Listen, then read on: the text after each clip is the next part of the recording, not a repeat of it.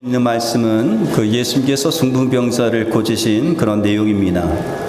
이 내용은 그 마가복음 2장과 누가복음 5장에 기록되어져 있는데 마가복음 2장과 누가복음 5장에 기록된 내용이 더 자세하게 기록되어져 있습니다.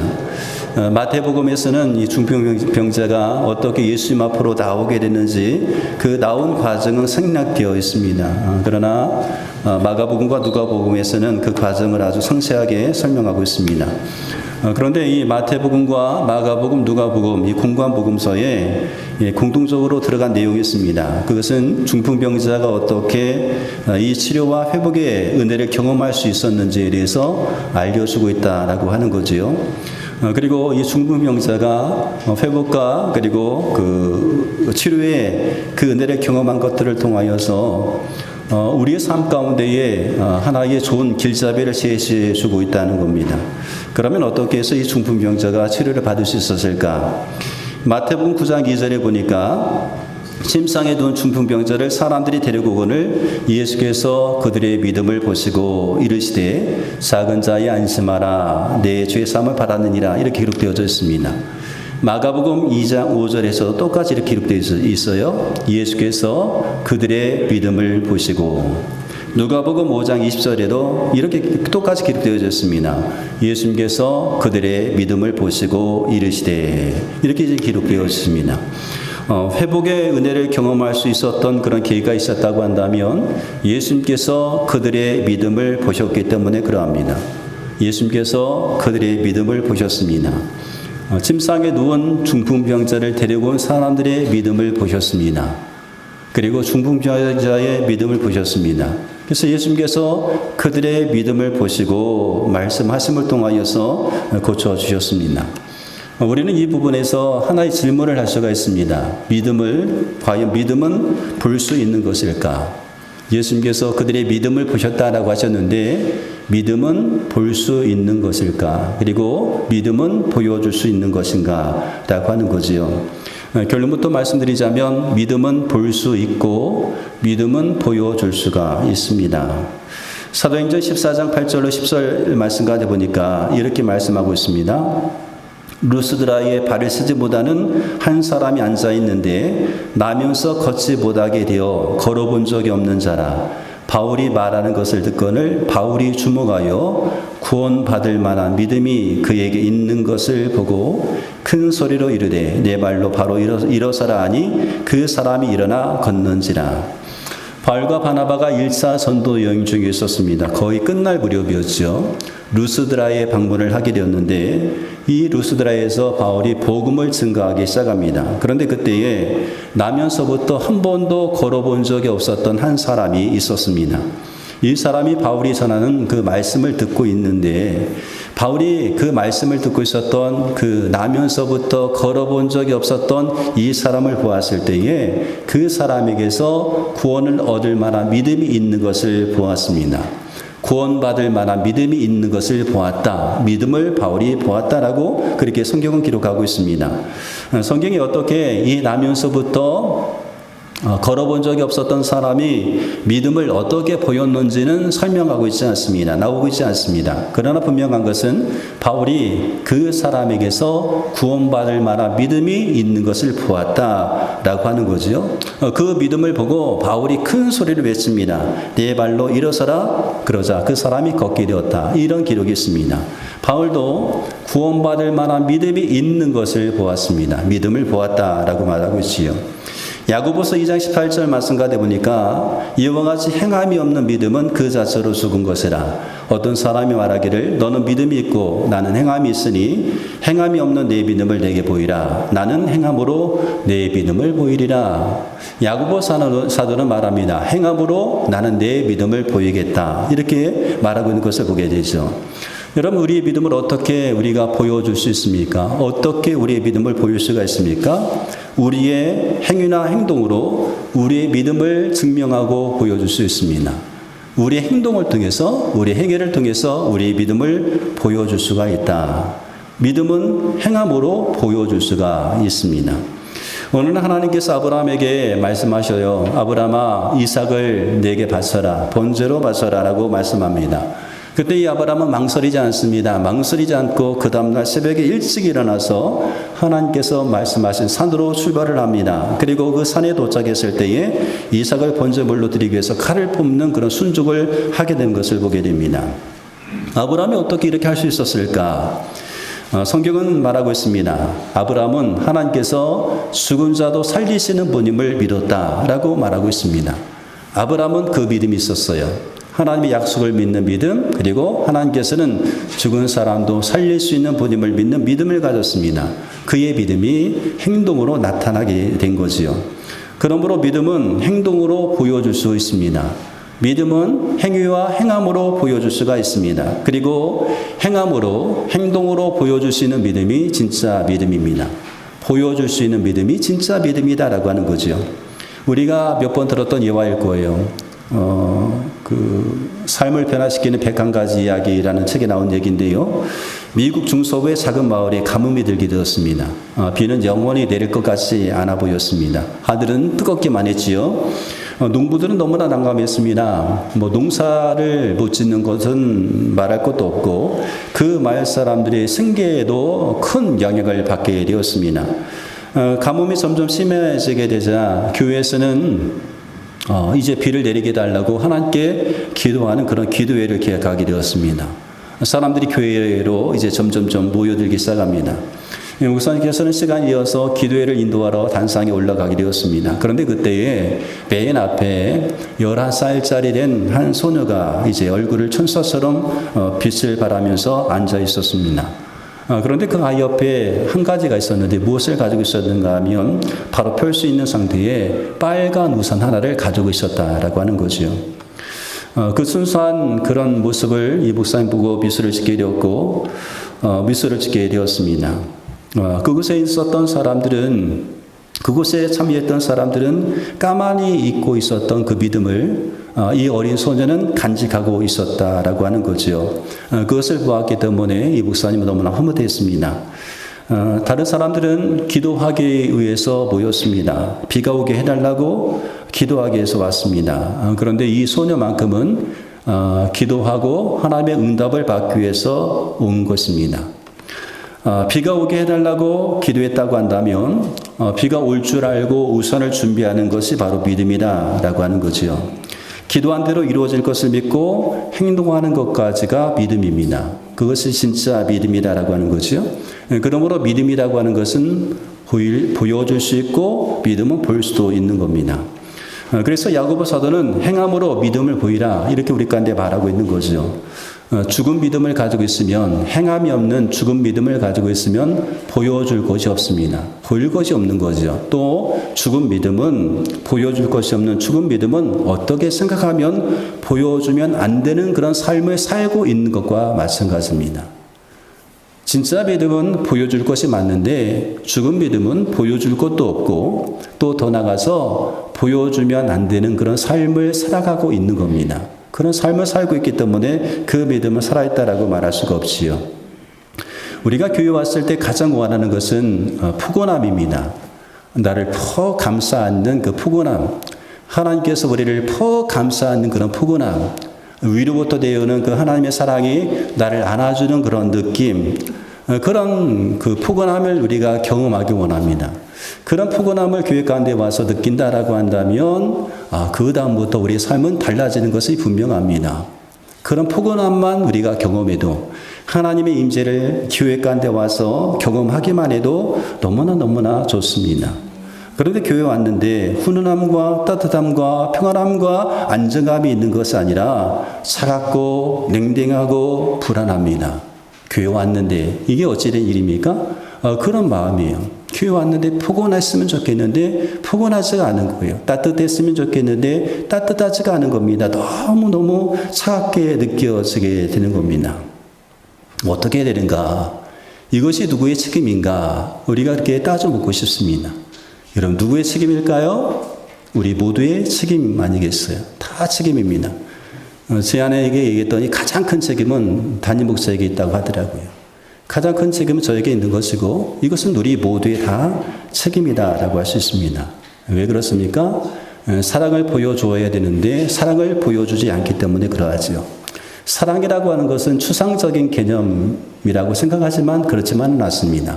믿음도 볼 수 있고 보여줄 수 있는 것처럼 사랑도 볼 수 있고 보여줄 수가 있습니다. 우리가 사랑이 없다라고 말하는 것은 사랑을 볼 수 없기 때문에 사랑이 없다라고 말하는 것이고, 사랑이 많다라고 하는 것은 사랑이 있는 것을 보기 때문에 사랑이 많다라고 하는 겁니다. 사랑도 볼 수 있고 보여줄 수가 있다라고 하는 거지요. 근데 우리가 사랑을 많이 보여줘야 될 필요가 있습니다. 만약에 덕산방석교회에 우리 모든 분들이 사랑을 보여주려고 한다고 한다면 모든 분들이 다 사랑을 받게 될 겁니다. 저뿐만 아니라 여기 앉아 계신 분들이 다 사랑을 받게 되겠지요. 내 교회 가운데 와서 내가 사랑을 받기 원한다. 난 따뜻함을 받기 원한다. 누군가 나한테 먼저 와서 포근하게 안아주길 원한다. 그것만 바라고 있다고 한다면, 모든 분들이 그것을 바라고 있다고 한다면 절대로 우리는 사랑을 이 안에서 경험할 수가 없습니다. 사랑받기만을 원하는데 어떻게 사랑을 받을 수 있을까요?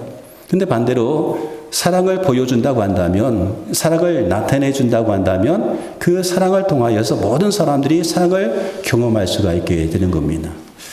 제가 이런 말까지는 안 하려고 했는데, 안 하려고 하지 말아야 되는데 좀 양해하고 좀 들으세요. 여러분, 제가 너무 밉지요. 저를 보시면 너무 미워 죽겠어. 안 봤으면 좋겠어. 그런 마음 드시는 분이 있지요. 그런 분들이 있는 것 같아요. 그러니까 제가 인사를 안녕하세요 하고 인사를 드려도 인사를 안 받죠.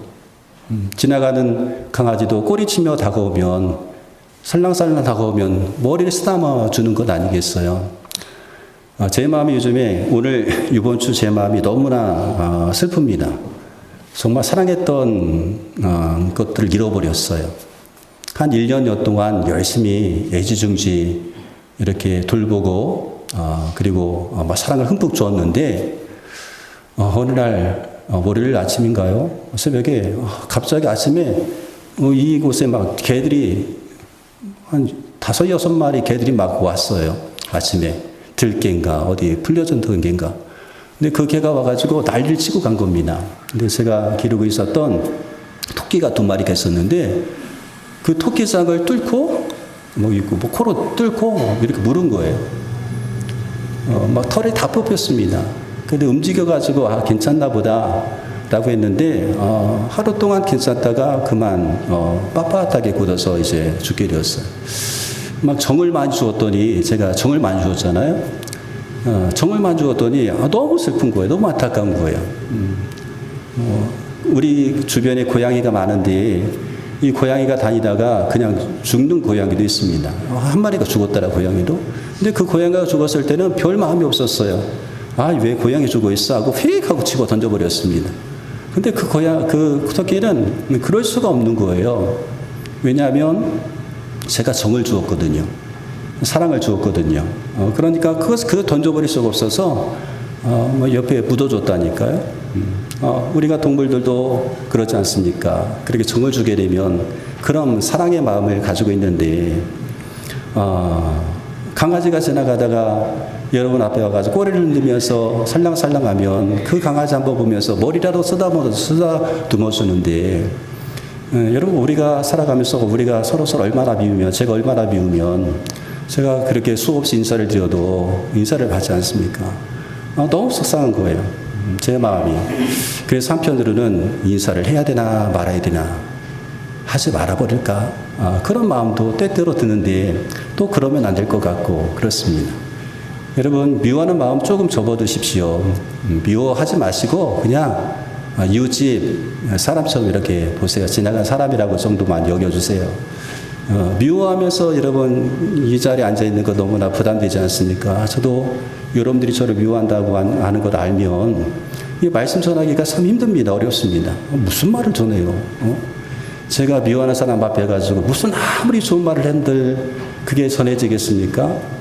그리고 제가 말씀을 쓴 거에도 좀 사랑하는 마음을 가지고 담아서 전해야 되는데, 그런 마음을 가지기를 원하는데 어떤 때에 보면 그런 마음이 점점 사라져 버리는 것 같아요. 그래서 하나님 앞에 기도하면, 하나님, 사랑이 없으면 천사의 말을 해도 예언한 말을 해도 울리는 꽹과리와 같다고 했는데 아무것도 아니라고 했는데 하나님 제가 사랑하는 마음 없이 전하는 이 말이 무슨 효력이 있겠습니까? 하나님 제게 사랑하는 마음을 주세요. 사랑하는 마음을 갖고 좀 전하게 해주세요. 그런 마음을 가지고 기도합니다. 왜냐하면 저도 가끔 잃어버립니다. 그 마음을. 그래서 본질을 자꾸 잃어버릴 때가 있어요. 그러니 여러분 우리 교회가 정말로 사랑이 많고 따뜻한 그런 교회가 되기를 원하고 내가 정말 교회 와서 그런 분위기의 교회, 내가 교회만 가도 난 따뜻하고 포근하고 안정감이 있고 내가 사랑받고 있다라고 느끼고 싶다고 한다면 우리가 먼저 그렇게 해야 됩니다. 내가 먼저 따뜻한 말 한마디 해줘야 되고 포근하게 다가서 어깨라도 한번 두들겨 줘야 되고 그런 사랑의 모습을 보여줘야 되는 거예요. 보이는 사랑이 있어야 되는 겁니다. 사랑도 보여줘야 되는 거죠. 사랑합니다 말하는 것만 아니라 보일 수 있는 그런 사랑을 우리가 보여줘야 될 필요가 있습니다. 예수님께서도 이 땅에 우리를 하나님도 우리를 사랑하셨기 때문에 그 하나님의 사랑을 직접 보여주셨습니다. 하나님의 사랑 십자가잖아요. 십자가를 통해서 하나님께서 우리를 얼마나 사랑하시는지 그 사랑을 보여주셨습니다. 그 사랑을 받은 우리가 이제는 그 사랑을 좀 보여줘야 될 필요가 있습니다. 큰 거 보여주는 건 아니잖아요. 아주 작은 것부터 우리가 보여줄 수 있지요. 사랑하는 마음을 담아서 예쁜 말 한마디, 사랑하는 말 한마디 담아서 그냥 악수라도 한번 하고 그런 것 아니겠습니까? 그렇게 하면서 우리 교회가 좀 따뜻해지고 포근하고 교회가 안 가고 싶은 것이 아니라 가고 싶은 그런 교회. 내가 주일날 기다려진다. 내가 오늘 그 사람 만날 생각하니까 너무 좋다. 내가 그분 만나서 격려해 줄 생각하니까 사랑을 할 생각하니까 좋다. 그런 교회로 만들어졌으면 좋겠습니다. 사랑도 보여줄 수 있고 사랑도 보일 수가 있습니다. 볼 수 있고 보여줄 수 있는 것이 사랑입니다. 그런 사랑하는 것을 보여주는 것 역시 그런 삶을 사는 것 역시 믿음의 삶이라고 할 수 있고 그건 역시 믿음을 보여주는 것이라고 할 수 있습니다. 여러분 믿음도 볼 수 있고 보여줄 수가 있습니다. 믿음 볼 수 있고 보여줄 수가 있습니다. 중풍병자와 그의 친구들이 과연 그런 예수님께 어떤 믿음을 보였을까 하는 거죠. 예수님께서 그들의 믿음을 보였다고 하는데 도대체 어떤 믿음을 보였을까 하는 겁니다. 침상에 한 중풍병자가 누워 있어요. 중풍병이 걸렸는데 침상에 누워있다는 것은 그의 병이 굉장히 깊었다라고 하는 것을 알 수가 있습니다. 움직일 수 없었으니까요. 그런데 사람들이 이 침상에 누운 이 중풍병자를 네 사람에게 들려서 오게 합니다. 그런데 예수님께서 계신 곳에 사람들이 너무나 많이 있었지요. 사람들이 너무나 많이 있어가지고 꽉 메어서 아무도 그 문을 드나들 수가 없게 되었습니다. 그래서 중풍병자를 메고 왔던 사람들이 들어갈 수가 없었어요. 근데 어떻게 했습니까? 그들이 바깥 계단을 통해서 지붕에 올라갑니다. 당시 이스라엘 사람들이 지었던 집을 우리가 생각해 보면 돌로 기초를 만들었습니다. 돌로 기초를 만들었고 지붕은요 돌 감람나무를 통해서 이제 대들보로 이렇게 되어 있습니다. 그리고 그 위에 종려나무 가지를 엮어가지고 이렇게 평평하게 핀 다음에 장가지와 흙을 섞어가지고 그 위에 덮은 거예요. 그런 집이었습니다. 그래서 이제 바깥 계단을 통해서 지붕에 올라가서 했던 일들이 굉장히 많았던 그런 구조였습니다. 그 지붕에 이제 올라가게 된 거죠. 그 지붕에 올라가서 그 지붕을 뜯어내기 시작합니다. 덮여 있었던 흙을 제거하고 그리고 종려나무 틀을 제거한 다음에 대들보를 이렇게 빼내기 시작합니다. 그런 다음에 중풍병자를 들것에 달아서 예수 앞에 달아드리게 된 거지요. 사람들이 왜 이렇게 했을까? 왜 사람들이 지붕을 뜯었을까 하는 거죠. 그 목적이 있다고 한다면 예수님을 만나기 위해서였습니다. 그들의 목적은 중풍병자로 하여금 예수님을 만나게 하는 것이었습니다. 그것이 목적이었습니다. 그것 때문에 그들은 열심히 중풍병자를 데리고 왔습니다. 그것 때문에 그들은 열심히 지붕을 뜯어낸 거지요. 목적은 예수님을 만나는 것이었습니다. 예수님을 만나는 것이었지요. 그들이 지붕을 뜯어내는 그 열심이 있었는데 그 열심 때문에 이 사람들은요 목적을 잃어버리지 않았어요. 중풍병자를 메고 온 사람들은 그들의 열심 때문에 다투지 않았습니다. 어떤 도구를 사용해서 지붕을 뜯어낼 것인가, 지붕을 뜯어내는데 이쪽을 뜯어낼 것인가, 저쪽을 뜯어낼 것인가, 지붕을 뜯어내는데 얼마만큼을 뜯어낼 것인가를 놓고 다투지 않았습니다. 무슨 말인가 하면 그들이 지붕을 뜯는 그 목적, 그 본질을 잃어버리지 않았다는 겁니다. 지붕을 뜯는 그 열심 때문에 그들이 정작 하려고 했던 그 목적을 잃어버리지 않았다는 거예요. 출애굽했던 이스라엘 백성들이 가나안 땅에 들어왔을 때의 첫 번째 마주했던 성읍이 여리고 성이었습니다. 이 여리고 성은 무너질 것 같지 않았던 그런 성읍이었어요. 근데 하나님께서 여호수아에게 여리고 성을 무너뜨릴 수 있는 방법을 알려주십니다. 그 방법은 굉장히 간단했습니다. 하루에 한 바퀴씩 여리고 성을 도는 곳이었어요. 6일 동안 매일 한 바퀴 도는 곳이었고 7일째는 7번 돌고 모든 백성이 와 하고 함성 치는 것이었습니다. 그러면 여리고 성이 무너진다는 거였어요. 여호수아는 이 말씀 믿었습니다. 백성들도 이 말씀 믿었습니다. 그래서 여리고 성을 그날부터 돌기 시작하는 겁니다. 하루에 한 바퀴씩 도는 거예요. 맨 앞에는 무장한 군인들이 서 있고 그 다음에는 제사장들이 서 있습니다. 그리고 제사장 뒤에 누가 있어요? 법궤를 맨 제사장들이 있었고 그 뒤를 백성들이 따라가기 시작한 겁니다. 그런 방법으로 이제는 6일 동안 이제 돌게 되었던 거예요. 여리고 성을 들어왔을 때에 이스라엘 백성들 또 여호수아 장군 제사장들은요 여리고 성을 도는 목적을 잃어버리지 않았습니다. 여리고 성을 도는 그 열심 때문에 그들이 정작 의지해야 될 하나님을 의지하는 것을 잊어버리지 않았습니다. 백성들이 뒤에서 무엇을 바라보고 갔을까요? 아무 말 없이 따라가는데 무엇을 따라갔는가 하면 법궤를 따라갔습니다. 지금까지 하나님께서 인도하셨던 것처럼 하나님의 인도하심을 따라가는 거예요. 여리고 성을 매일 도는 그 일 때문에 하나님을 바라보는 것을 잃어버리지 않았습니다. 우리는 여리고성 돌아야 돼. 여리고성 돌아야 돼. 열심히 돌아야 돼 하면서 정작 하나님을 바라보는 일을 놓치지 않았습니다. 여리고성 돌았지만 그것이 목적이 아니라 그들의 삶 가운데 가장 중요한 것은 바로 하나님을 바라보는 것이었기 때문에 그러하죠. 그래서 여리고성을 도는 일 때문에 하나님을 바라보는 것을 잃어버리지 않았다라고 하는 거예요. 우리가 어떤 일을 할 때에 그 일을 하는 목적이 있습니다. 그런데 그 일을 하기 위해서 열심을 내잖아요. 열심히 일을 합니다. 근데 열심히 일을 하다가 정작 무엇을 잃어버리는가 하면 목적을 잃어버려요. 내가 이 일을 하는데 이 일을 하는 목적을 잃어버리는 거예요. 목적은 없고 뭐만 남기 시작하는가 하면 일만 남게 되는 겁니다. 열심히 하는데 본질이 없어지는 거예요. 열심히 하는데 본질이 없어지는 겁니다. 한 예를 들어서 와브라 전도대가 지금 전도용품을 직접 만들고 있습니다. 뭐도 만들죠?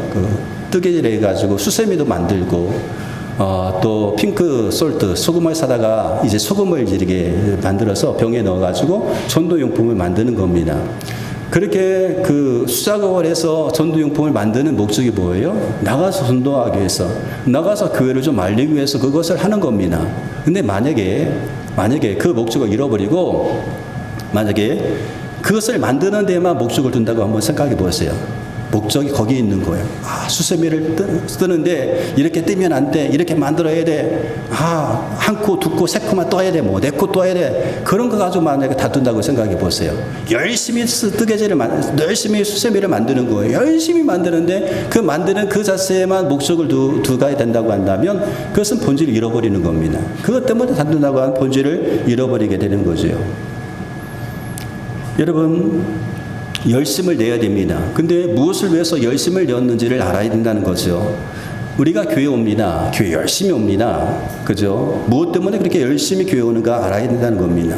우리가 지금까지 열심히 달려왔습니다. 근데 무엇 때문에 그렇게 열심히 달려왔는지 그 목적, 그 본질을 잃어버리면 안 된다는 거예요. 왜 내가 지금까지 달려왔는가? 내가 무엇 때문에 이렇게까지 지금 한마디 투쟁하면서 왔는가? 그 목적을 잃어버리면 안 됩니다. 본질을 잃어버리면 길을 잃어버리게 됩니다.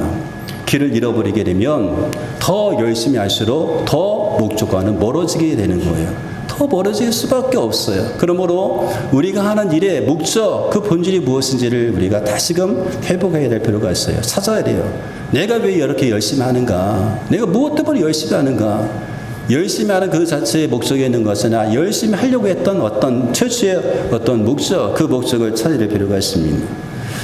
중풍병자를 메고 했던 사람들의 목적은 지붕을 뜯어내는 것이 목적이 아니었어요. 지붕을 뜯어내는 것이 목적이 아니라 그들의 목적은 예수님을 만나는 것이 목적이었습니다. 지붕을 뜯어서라도 중풍병자로 하여금 예수님을 만나게 하는 것이 그들의 목적이었습니다. 왜 그랬습니까? 예수님을 만나야만 중풍병자가 고침을 받을 수 있거든요. 예수님을 통해서만 이 중풍병자의 문제를 해결할 수 있거든요. 그런 믿음이 있었어요. 아하, 내 친구 이 중풍병자가 예수님 앞에 가기만 하면 병이 낫겠다. 그런 믿음이 있었어요. 예수님을 만나기만 하면, 예수님 앞에 서 있기만 하면 낫겠구나. 그 믿음이 있었어요. 그 믿음이 있었으니까 어떡합니까? 그 믿음을 통하여서 행동하는 믿음이 나타났던 것입니다. 지금 중풍병자가 예수님을 만나면 낫겠다, 이 믿음을 가지고 예수님을 믿는 그 믿음이 있었기 때문에 믿음으로 지붕을 뜯어내었던 겁니다. 지붕을 뜯어내는 믿음, 행동하는 그런 믿음이었다라고 하는 거지요. 그들은 예수님을 믿는 믿음으로 지붕을 뜯어내는 믿음을 보인 것입니다. 예수님은 그들의 열심히 있는 믿음을 보셨어요. 그리고 중풍병자에게 말씀하십니다. 작은 자야, 안심하라. 내 죄사함을 받았느니라. 이거 하나님의 응답입니다. 응답받았습니다. 지금 그들의 간절한 소원이 지금 이루어지고 있는 그런 상황입니다. 작은 자야, 안심하라. 내 죄사함을 받았느니라. 예수님께서 그들에게 말씀하셨다는 것은요, 문제가 지금 해결되고 있다는 그런 증거입니다. 하나님께서 오늘 우리 가운데 말씀하시고 그 말씀이 들려지게 된다고 한다면 그것은 우리의 삶의 기회가 되는 겁니다. 말씀이 들려지는 것이 은혜고 말씀이 귀에 들려지는 것이 은혜입니다. 그것이 기회고 은혜라고 하는 거죠. 말씀을 들어도 들리지 않는다고 한다면 큰 문제 아니겠어요? 매일매일 성경을 읽어도 성경 속에서 감동이 없어요. 감화가 없어요. 느낌이 없어요. 영적인 암흑기에 빠진 겁니다. 기도를 합니다. 기도한다고 엎드렸는데 기도해도 기도한 것 같지 않습니다. 무슨 기도를 해야 될지도 모르겠습니다. 마음이 허전합니다. 영적인 암흑기에 빠진 거예요. 그런 상태 속에 빨리빨리 회복해야 될 필요가 있습니다. 어쩌면 하나님과 우리 사이에 뭔가 가로막힌 것이 있어서 기도해도 성경 읽어도 말씀이 들리지 않고 우리의 마음에 어떤 그 허전함이 해결되지 않은 것일 수 있습니다. 하나님과 우리 사이에 맡긴 담이 있다고 한다면 빨리 그것부터 해결할 필요가 있지요. 예수님께서 지금 말씀하시는 거예요. 작은 자야, 안심하라. 내 죄사함을 받았느니라. 여러분, 중풍병에 걸린 사람에게 있어서 이 병은 너무나 힘든 것이었습니다. 근데 육체적으로만 힘든 것이 아니라 병으로 인한 마음의 질병이 있었다는 거죠. 마음의 고통도 엄청난 겁니다. 마음의 고통도 엄청났다. 그래서 그에게 지금 필요했던 것은 육체의 질병을 고치는 것만 필요했던 것이 아니라 그의 마음의 질병을 고치는 것까지 필요했습니다. 중풍병자에게 지금 필요한 것은 육체 질병을 고치는 것도 필요했지만 정말 중요했던 것은 그의 마음의 위로였습니다. 위로가 필요했다는 거죠. 그래서 예수님께서 말씀하시는 거예요. 안심하라. 안심하라. 작은 자야, 안심하라 라고 말씀하시면서 먼저 위로하십니다. 안심하라. 이제 됐어. 이제 괜찮아. 안심하라 라고 말씀하시면서 위로하십니다. 예수님께서도 우리의 마음을 아시죠. 때때로 우리 가운데 오셔서 말씀하시는 거예요. 안심하라.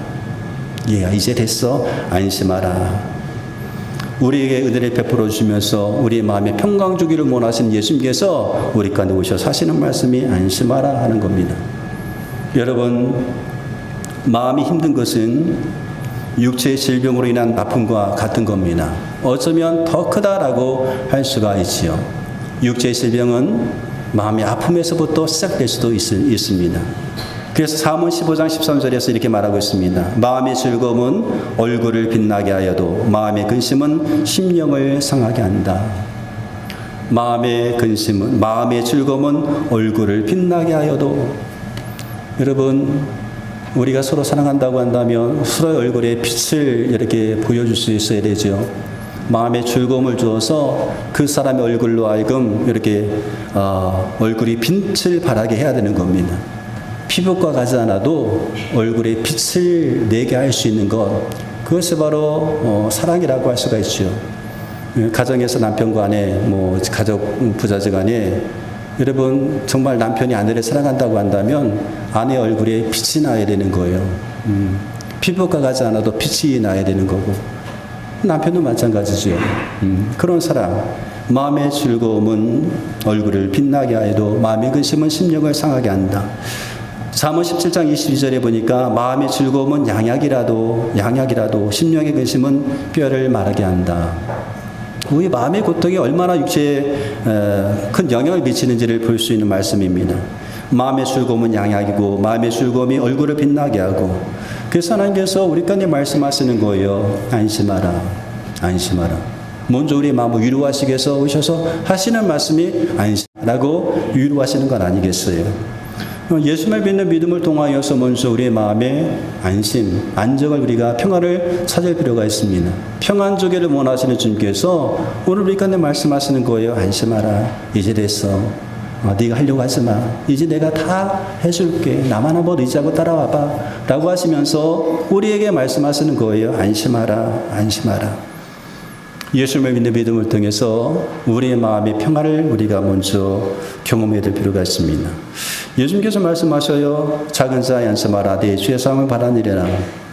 예수님은 죄를 사하는 권세가 있으신 분이죠. 죄를 사하는 권세가 있는 분임을 알게끔 하시기 위해서 내가 죄 사함을 받아내리라라고 그렇게 이제 말씀을 하십니다. 모든 질병이 죄 때문에 찾아오는 것은 아닙니다. 병에 걸렸을 때에 죄를 위해서 모든 질병을 찾아오는 것은 아닙니다. 그러나 어떤 질병은 때때로 죄 때문에 찾아오는 그런 질병도 있습니다. 죄 때문에 찾아오는 질병은 그 죄에 대한 회개가 있을 때는 낫게 되는 거죠. 모든 질병은 죄 때문은 아니에요. 그러나 어떤 병은 내가 죄를 지어서 찾아오는 그런 질병도 있다는 거예요. 예수님께서 중풍병자의 죄가 사해졌다고 먼저 선언하시는 것을 보게 됩니다. 예수님께서는 죄를 사하는 권세가 있는 것을 알게끔 하시기 위해서 이렇게 이제 말씀을 하신 거죠. 그런 다음 중풍병자에게 또 말씀을 하십니다. 중풍병자에게 말씀하십니다. 일어나라. 그리고 내 침상을 가지고 집으로 가라. 일어나라. 내 침상을 가지고 집으로 가라. 말씀하십니다. 그리고 그러자 중풍자가 일어나게 되었고 완벽한 치유가 일어나게 되었습니다. 거기에 모인 모든 사람들이 이 일을 통해서 하나님께 영광을 올려드리게 되었지요. 여러분, 예수님을 만나게 되면 문제는 해결됩니다. 예수님께서 우리 인생의 답이 되기 때문에 그러하죠. 문제가 있어요? 문제의 답은 예수님이십니다. 그러면 예수님 만나면 답이 되는 거죠. 우리의 삶에 많은 문제가 있습니다. 그러므로 이 문제 가운데 있는 우리가 문제를 바라볼 때에 이 문제를 통하여서 문제 너머에 계시는 주님을 만나는 그런 과정이다라고 여기셔야 돼요. 지금 문제가 있어요. 근데 그 문제가 있는데 그 문제가 뭔가 하면 그 문제를 통해서 이 문제의 너머에 계시는 주님을 만나는 그런 시간들, 그 만나는 과정이 문제라는 거예요. 그러므로 문제를 통해서 우리가 주님을 만나면 되는 겁니다. 중풍병자에게 일어나라고 말씀하셨을 때에 중풍병자가 어떻게 했을까요? 중풍병자야, 일어나라. 중풍병자가 예수님의 그 말씀을 믿지 않았다고 한다면 예수님 무슨 말씀이세요? 내가 어떻게 일어나요? 하고 일어나려고 하지도 않았을 겁니다. 근데 예수님께서 그들의 믿음을 보셨다고 하시잖아요. 중풍병자도 지금 믿음을 보이기 시작합니다. 어떻게 했을까요? 일어나라 라고 말씀하셨을 때에 침상에 누워있었던 이 중풍병자가 누워있다가 몸을 움직이기 시작합니다. 몸을 들리기 시작합니다. 그리고 어떻게 했을까요? 땅에다가 손을 짚고 그리고 몸을 일으킨 다음에 발에다가 힘을 주고 일어나게 됩니다. 일어나는 그런 과정이 있었다는 거지요. 예수님께서 말씀하신 대로 자리에서 일어나는 그런 과정, 그것이 바로 믿음으로 행동한 겁니다. 믿음이 있었기 때문에 그렇게 할 수 있었던 거죠. 믿지 않았다고 한다면 예수님 말씀하셔도 그냥 그 자리에 누워 있었겠지요. 아니에요. 무슨 말씀이세요? 제 병이 이렇게 깊은데 어떻게 한꺼번에 일어나요? 나 못해요. 라고 했겠지요. 근데 예수님께서 하셨던 그 말씀 믿었기 때문에 그런 일어나려고 했고 결국 일어서게 되었고 예수님께서 말씀하신 대로 침상을 가지고 집으로 들어가게 되었던 겁니다. 말씀대로 순종함으로 그는 그의 믿음을 보여주었습니다. 여러분, 믿음은 볼 수 있고 보여줄 수가 있습니다. 믿음은 볼 수가 있어요. 여러분이 저를 보면서도 믿음이 있는지 없는지 볼 수 있고 또 여러분이 여러분의 믿음을 볼 수도 있습니다. 하나님의 능력을 우리의 삶 속에 경험하기 원한다면 정말로 문제를 해결하기 원한다고 한다면 문제 너머에 계시는 예수님을 만나는 것입니다. 그 예수님을 만나고 그 예수님을 믿는 믿음을 통하여서 믿음의 행함을 통하여서 우리의 믿음을 보여주는 겁니다. 예수님에 있는 믿음으로 믿음을 한번 보여주세요. 우리의 믿음을 주님께 우리의 믿음을 우리가 하나님 앞에 보이기 시작한다면 하나님께서 우리의 믿음을 보시고 말씀하십니다.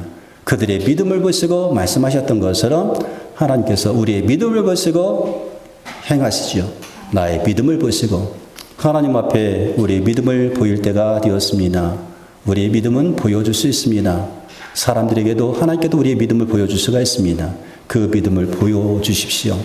믿음을 볼 수 있게끔 한번 해보시기 바랍니다. 그래서 하나님의 능력을 삶 속에서 경험하는 한 주간이 되시기를 주님의 이름으로 부탁드리겠습니다. 우리 함께